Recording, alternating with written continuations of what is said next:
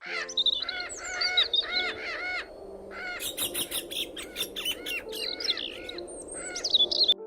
मोहनपुर नाम का गांव था और यह कहानी पूजा नाम की एक गरीब लड़की की है।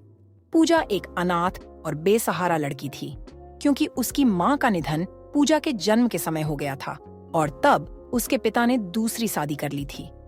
पर पूजा की सौतेली माँ अनीता ने पूजा को कभी भी अपना नहीं समझा था। जैसे तेईस दिन गुजरते गए पूजा बड़ी हो गई थी।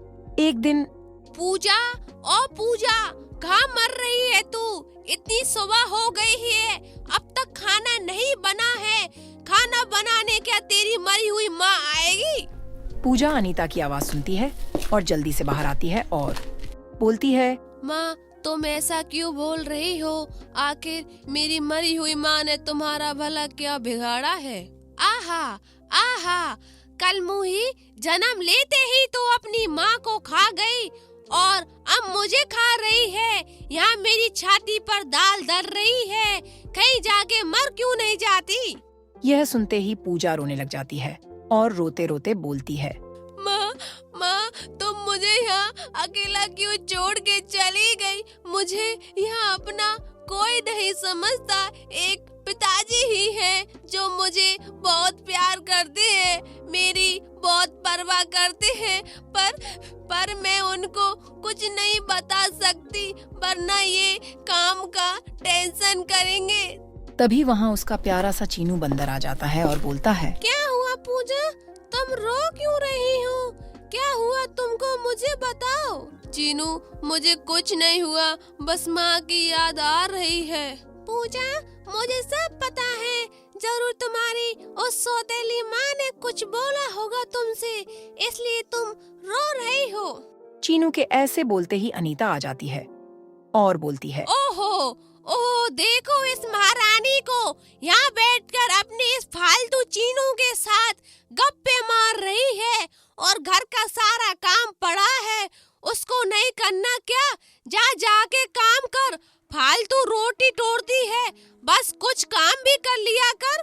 अनीता के ऐसे बोलते ही पूजा काम करने लग जाती है। तभी वहाँ उसके पिता रमेश आ जाते हैं।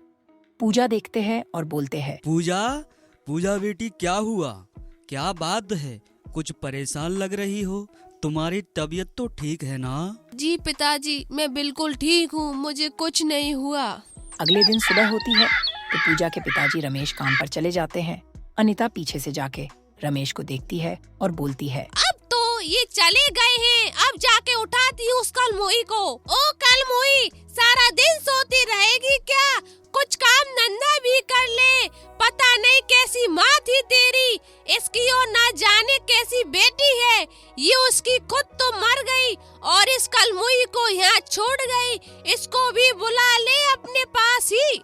यह सुनते ही पूजा रोने लग जाती है और बोलती है, माँ, तुम ऐसा क्यों बोल रही हो? मैं घर का सारा काम तो करती हूँ, तुम जैसा बोलती हो वैसा करती हूँ, फिर भी तुम मुझे ताने मारती रहती हो।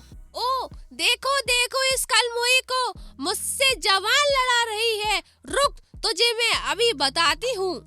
और अनीता पूजा को पीटने लग जाती है और बोलती है, निकल जा अभी मेरे घर से, मर जा कहीं जाके। पूजा रोते रोते अपने घर से निकल जाती है और चीनू भी उसके साथ चला जाता है। रो मत पूजा, चुप हो जाओ, सब ठीक हो जाएगा। कुछ ठीक नहीं होगा चीनू, अगर मेरी माँ होती तो मुझे ये दिन नहीं देखना पड़ता।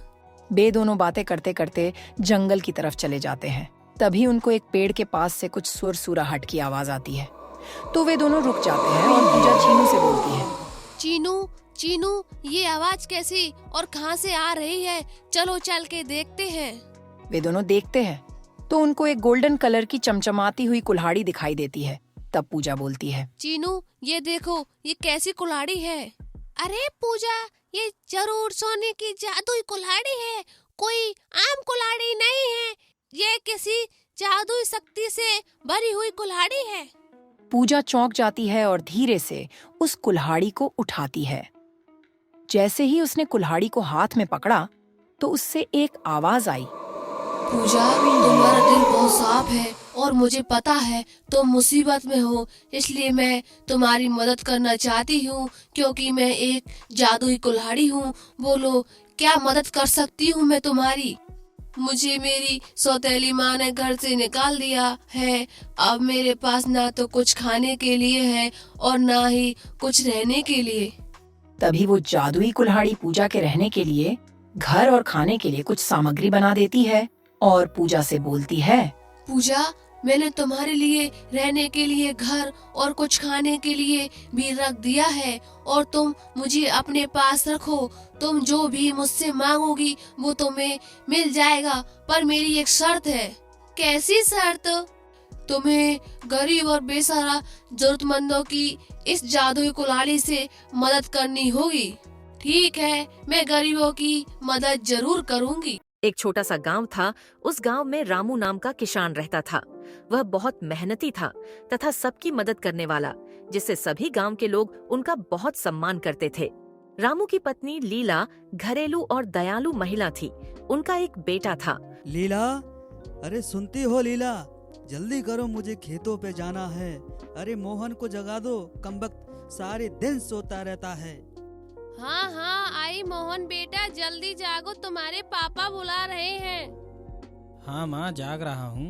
हाँ माँ, बोलो क्या बात है जो इतनी जल्दी मुझे उठा दिया आपने? मोहन, तुम्हें पता नहीं है, आज तुम्हें जल्दी पापा के साथ में जाना है खेतों पर मदद के लिए। हाँ माँ, मैं तो भूल ही गया था। जाता हूँ।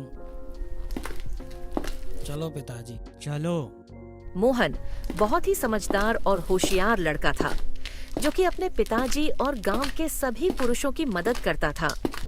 बेटा मोहन, आज तो खेतों पर बहुत काम है। आज तो पूरा काम खत्म करके चलना है अपन को। हाँ पिताजी, ठीक है। जैसे जैसे कुछ दिन बीतते गए, मोहन अब बड़ा भी हो गया था। रामू भाई, तुमको पता है गांव के व्यापारी हैं जो उनके लड़के की शादी हो गई है। पता है उनके लड़के की जो बहू आई है, जो बहू बहुत सुंदर है और आज्ञाकारी है, गांव में बहुत चर्चा हो रही है। हाँ भाई, सुना तो मैंने भी है। हाँ रामू भाई, फिर आपने क्या सोचा है अपने बेटे के बारे में, मोहन के बारे में? वो भी शादी के लायक हो गया है। हाँ भाई, सोच तो मैं भी रहा था कि मोहन की शादी करवा देता हूँ। तुम्हारी नजर में कोई हो तो बताना भाई। हाँ रामू भाई, जरूर बताऊंगा। रामू उस आदमी की बात सुनकर घर की ओर चल पड़ता है और घर पहुंचते ही, आ गए जी आप। आपको पता है हमारे गांव के जो व्यापारी हैं, आज उनके लड़के की शादी हो गई है। हाँ, गांव में एक व्यक्ति ने बताया मुझे। अच्छा सुनो, मैं सोच रही थी हमारे बेटे मोहन की भी शादी करवा देते हैं। मेरा भी घर में कोई काम में मदद करने वाली आ जाएगी, और वैसे भी मैं अकेली ही तो रहती हूँ। हाँ लीला, सोच तो मैं भी ऐसे ही रहा था कि तुम्हारी अब तबीयत खराब सी रहने लगी है। मोहन की शादी हो जाएगी, तुम्हारे भी कोई हाथ बटाने वाली घर पर आ जाएगी। रामू और लीला ने सोच लिया था वे मोहन की शादी करवाएंगे। उसके लिए भी एक अच्छी बहू लाएंगे, जो कि सुंदर, सुशील तथा उसकी माँ की भी मदद करेगी। पर पिताजी, मुझे तो अभी शादी नहीं करनी है। नहीं बेटा मोहन, मेरी हालत देखो। तुम्हारे पापा है जो काम से बाहर चले जाते हैं, तुम भी घर नहीं रहते हो, मैं अकेली हो जाती हूँ और मेरी तबीयत खराब रहती है। ठीक है माँ। मोहन अपने माँ पिताजी की बात मान लेता है। शादी के लिए हाँ कह देता है। कई दिन बीत गए। रामू भाई, कहाँ जा रहे हो और ऐसे क्या सोच रहे हो? खेतों पर जा रहा हूँ, कुछ नहीं, बस मोहन की शादी के बारे में सोच रहा हूँ। अरे रामू भाई, हमें पता है अच्छे एवं भले आदमी हैं। भाई, आपकी सोच को छोड़ो, मेरे पास आपके लिए एक अच्छा सुझाव है। आपने देखा है, मेरा भी एक दोस्त है, उसकी बेटी नेहा के लिए रिश्ता ढूंढ रहे हैं। उन्होंने मुझसे कहा है कोई अच्छा लड़का हो तो उससे मेरी बेटी नेहा की शादी करवानी है। अच्छा, पर वो? अच्छा पर छोड़ो, उनकी बेटी नेहा शहर से पढ़ी लिखी है, बहुत ही सुंदर लड़की है। आपके बेटे मोहन के लिए बिल्कुल सही है। ठीक है भाई। रामू शादी के लिए मान जाता है। कुछ समय बाद मोहन की शादी बहुत ही धूमधाम से हो जाती है। नेहा, जो कि शहर की पढ़ी लिखी एवं बहुत ही सुंदर लड़की से शादी हो जाती है। नेहा, मैं पापा के खेतों पे मदद करने जा रहा हूँ। तुम माँ का ख्याल रखना और घर के कामों में मदद करवा देना। ठीक है मोहन जी, आप जाओ, आप बिल्कुल भी फिक्र ना करो। नेहा बेटी, झाड़ू लगा दो और खाना बना लेना। ठीक है माँ। शादी के कुछ दिनों बाद में नेहा ने घर के कामों को करना बंद कर दिया था और वह सारा दिन अपने कमरे में ही रहने लगी और सबको नीचा दिखाना शुरू कर दिया था। माँ जी, तुम्हारी साड़ी देखो, तुम्हें तो फैशन का कोई ज्ञान ही नहीं है। इन साड़ियों को पहनकर हमेशा ही गरीब जैसा दिखाती हो। बेटा, तुम्हें पता है हमारे गांव में सादगी ही सबसे बड़ी पहचान है। नहीं माँ, पर मैं आपकी बातों पर ध्यान नहीं दूंगी। मोहन, मुझे नई साड़ी लाकर दो, मुझे सबसे अच्छा दिखना है। पर नेहा, मैं 2 दिन पहले ही तुम्हारे लिए नई साड़ी लाया था। नहीं मोहन जी, पर वो तो मैंने पहन ली, मुझे और चाहिए। मैं नहीं लाऊंगा, 2 दिन पहले ही लाया हूँ। तुम्हें और चाहिए? नहीं मोहन जी, मुझे चाहिए तो चाहिए। मोहन की बात सुनकर नेहा के डिमांड एवं अहंकार बढ़ने लगा और वह अपनी सास से लड़ने लगी और उनको सम्मान देना भी बंद कर दिया था। माँ जी, कुछ काम नहीं करूँगी और माँ जी, मैं इन पुराने जमाने की बातों पर ध्यान नहीं दूंगी। नेहा, घर तो बेटा तुम्हें ही संभालना होगा और बड़ों का सम्मान भी करना पड़ेगा, साड़ी का घूंघट भी करना पड़ेगा। यहाँ तो तुम्हारा धर्म है। नहीं, मैं नहीं करूँगी। अभी मैं अपने कमरे में जा रही हूँ।